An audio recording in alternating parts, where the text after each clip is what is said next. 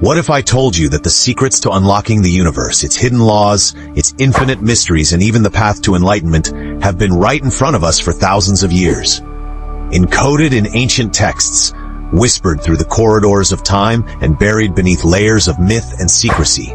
But here's the twist. Most of us have never even heard of them. This is the story of Hermes Trismegistus, a figure cloaked in shadow and legend.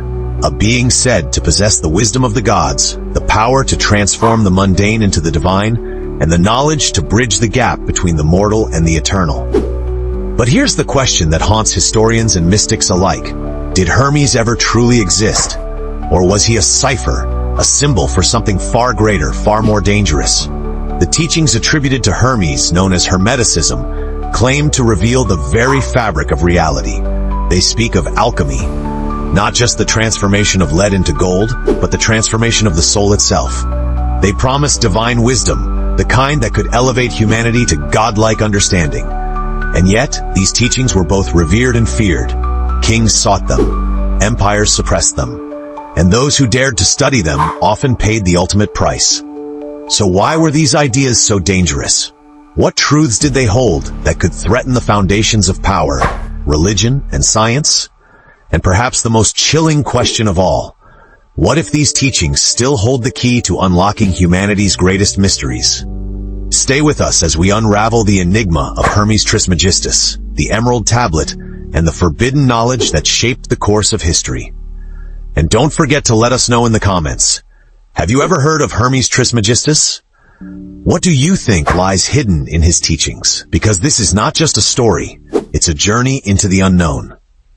To understand the enigma of Hermes Trismegistus, we must travel back to the ancient world, to a time when the boundaries between science, religion, and magic were blurred. The name Hermes Trismegistus means thrice great Hermes, a title that suggests unparalleled mastery over three sacred disciplines: alchemy, astrology, and theurgy, the art of invoking divine powers. But who or what was Hermes? According to legend, he was a fusion of two gods: the Greek Hermes, the messenger of the gods and patron of knowledge, and the Egyptian Thoth, the god of wisdom, writing, and the moon. Together, they formed a mythical figure who was said to have written thousands of texts containing the secrets of the universe. Yet here's the catch. There's no concrete evidence that Hermes Trismegistus ever existed. No tomb, no artifacts, no historical records. Instead, his name became a symbol, a cipher for a body of knowledge that transcended time and culture. The texts attributed to him, collectively known as the Hermetica, were written by various authors over centuries, blending Greek, Egyptian, and even early Christian ideas into a single mysterious philosophy. But why does this matter? Because Hermeticism wasn't just a relic of the ancient world. It became the foundation for some of the most transformative movements in history. From the Renaissance to the scientific revolution, the teachings of Hermes inspired thinkers, mystics, and scientists to question the nature of reality itself. And at the heart of this philosophy lies one of the most enigmatic artifacts in history, the Emerald Tablet. Imagine a single slab of green stone, inscribed with cryptic phrases that have baffled scholars for centuries. The Emerald Tablet is said to contain the essence of Hermetic wisdom, condensed into just a few lines. Its most famous phrase, "as above, so below, as within, so without," has been called the key to understanding the universe. But what does it mean? On the surface, it suggests that the microcosm, the individual, reflects the macrocosm, the universe. In other words, by understanding yourself, you can understand everything. But deeper interpretations hint at something far more profound. A blueprint for spiritual transformation, a guide to unlocking hidden powers within the human soul. The Emerald Tablet captivated some of history's greatest minds. Isaac Newton, the father of modern science, spent years studying and translating it, believing it held the secrets to alchemy and the natural world.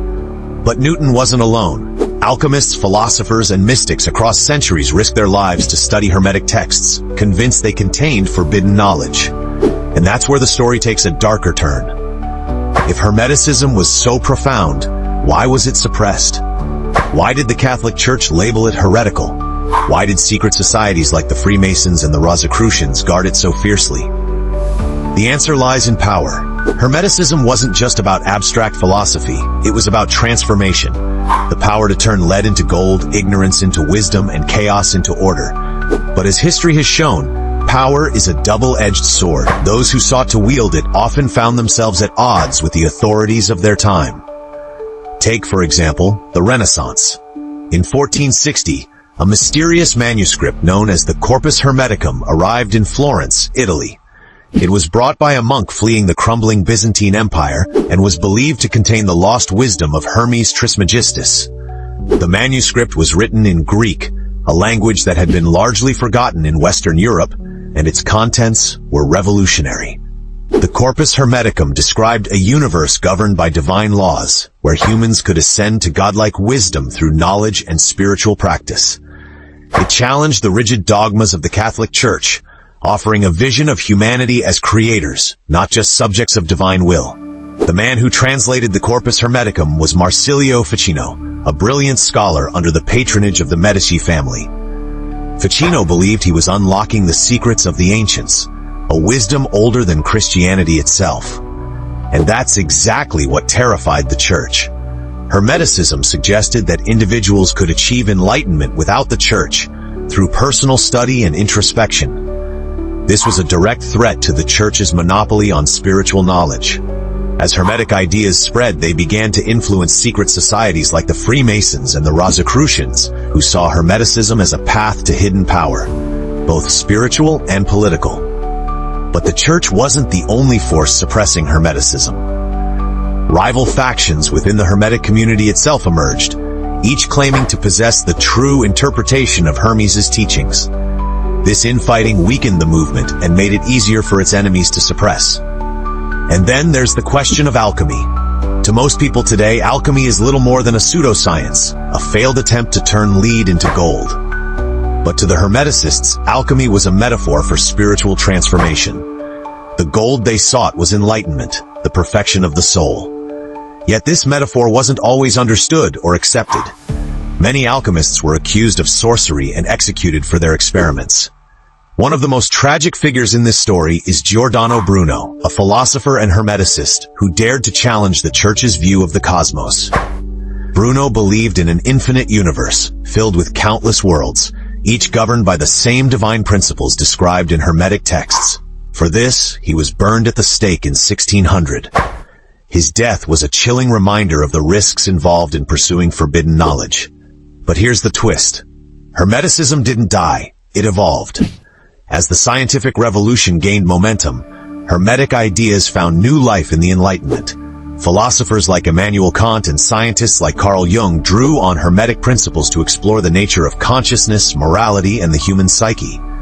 Even today, the Hermetic emphasis on interconnectedness resonates in fields like quantum physics and systems theory.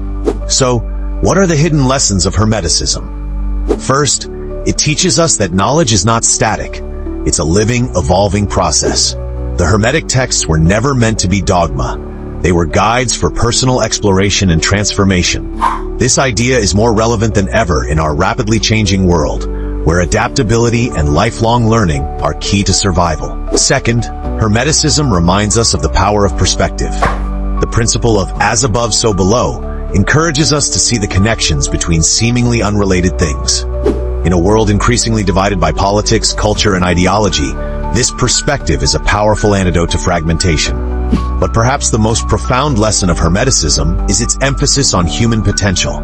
The Hermetic texts insist that we are not passive observers of the universe, we are co-creators. This idea is both empowering and humbling. It challenges us to take responsibility for our actions, knowing that every choice we make ripples outward, shaping the world around us. As we reflect on the legacy of Hermes Trismegistus, one thing becomes clear. History is not a straight line. It's a web of interconnected events, shaped by the choices of individuals and the forces of culture and power. Hermeticism is a testament to the resilience of ideas, even in the face of suppression. It's a reminder that the search for truth is never easy, but it's always worth it.